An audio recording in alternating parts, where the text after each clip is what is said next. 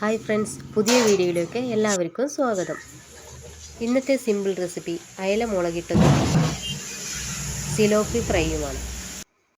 നമുക്ക് പെട്ടെന്ന് വീട്ടിൽ തയ്യാറാക്കാൻ കഴിയുന്ന ഒരു സ്പെഷ്യൽ ഡിഷിൻ്റെ റെസിപ്പിയാണ് ഇന്നത്തെ വീഡിയോ. ആദ്യം നമുക്ക് സിലോപ്പി മീനും അയല മീനും ഒക്കെ നന്നായി ഒന്ന് വെട്ടി കഴുകി വൃത്തിയാക്കിയെടുക്കാം. അയല മീൻ നല്ല ഫ്രഷ് ആയതും നല്ല വലിപ്പമുള്ളതുമാണ് കേട്ടോ. അതുകൊണ്ട് തന്നെ പെട്ടെന്ന് വൃത്തിയാക്കി കഴിഞ്ഞിട്ടുണ്ടേ.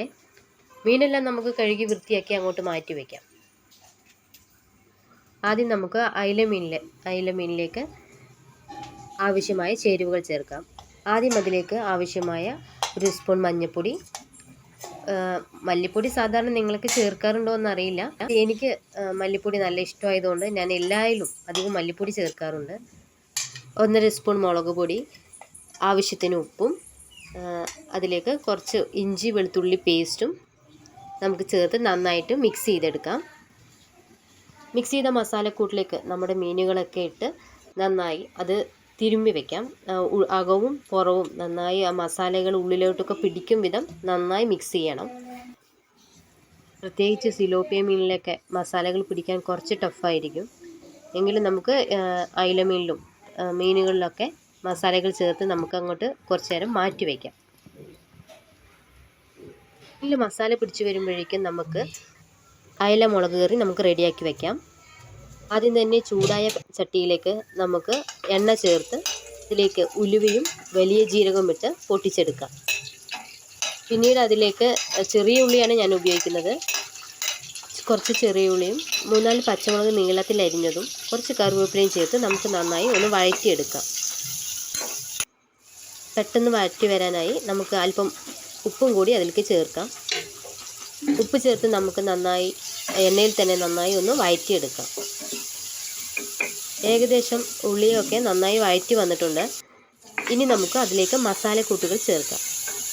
ഞാനിതിൽ ചേർക്കുന്നത് കുറച്ച് മഞ്ഞൾപ്പൊടിയും 2 സ്പൂൺ മുളക് പൊടിയും 2 സ്പൂൺ മല്ലിപ്പൊടിയുമാണ്. അവ ഈ വഴറ്റി വെച്ച ഉള്ളിയിലേക്ക് ഇട്ടിട്ട് നന്നായിട്ട് വഴറ്റിയെടുക്കാം. ആ എണ്ണയിൽ കിടന്ന് തന്നെ ഈ പൊടികളൊക്കെ നന്നായി ആ പച്ചമണമൊക്കെ മാറി നല്ല അടിപൊളി സ്മെല്ലൊക്കെ വരുന്നുണ്ട്.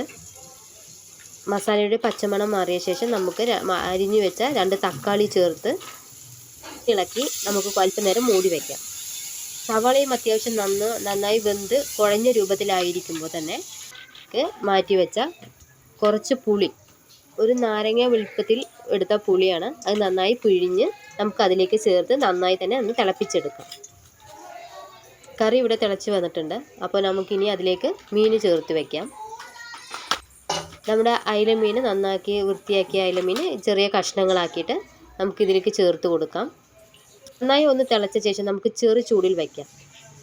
എന്തായാലും നമ്മുടെ അയലക്കറി ഇവിടെ റെഡി ആയിട്ടുണ്ട്. ഇനി നമുക്ക് മാറ്റി വെച്ച അയല മീനും സിലോപ്പിയും ഫ്രൈ ചെയ്തെടുക്കാവേ.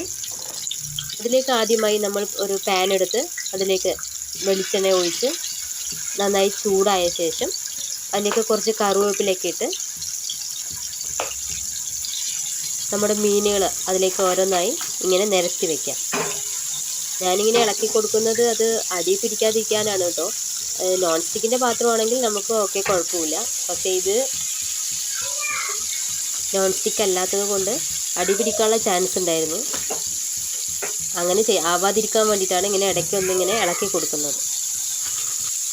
നമുക്ക് എണ്ണയിലിട്ട് മീൻ അങ്ങോട്ടും ഇങ്ങോട്ടും മറിച്ചിട്ട് 2 വശം നന്നായി വേവിച്ചെടുക്കാം. ഇപ്പോൾ നമ്മുടെ അയല മീൻ നന്നായി വെന്ത് വന്നിട്ടുണ്ട്, നന്നായി മൊരിഞ്ഞിട്ടുമുണ്ട്.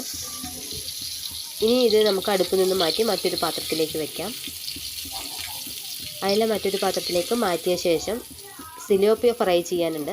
അപ്പോൾ നമുക്ക് ഇനി സിലോപ്പിയ ഇട്ടിട്ടൊന്ന് ഫ്രൈ ചെയ്തെടുക്കാം.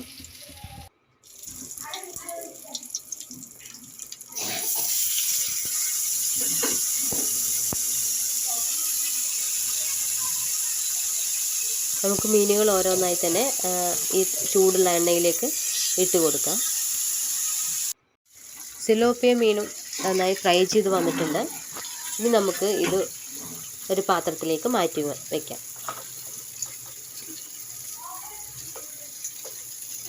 സിലോപ്പി മീൻ സാധാരണ കറി വയ്ക്കുമോ എന്ന് എനിക്കറിയില്ല. പക്ഷെ ഞങ്ങളിവിടെ അധികവും ഫ്രൈ ചെയ്യാറാണ് പതിവ്. ഫ്രൈ ചെയ്ത മീനാണ് ഇവിടെ കുട്ടികൾക്കൊക്കെ അധികവും അവർ കഴിക്കാറ്. അപ്പോൾ നമ്മുടെ അയല മീനും സിലോപ്പിയ ഫ്രൈ ചെയ്തും ഇവിടെ റെഡി ആയിട്ടുണ്ട്. ഇനി നമുക്കിതൊന്ന് ടേസ്റ്റ് ചെയ്ത് നോക്കാം. ഒരു സിമ്പിൾ റെസിപ്പിയുമായി അടുത്ത വീഡിയോയിൽ കാണാം.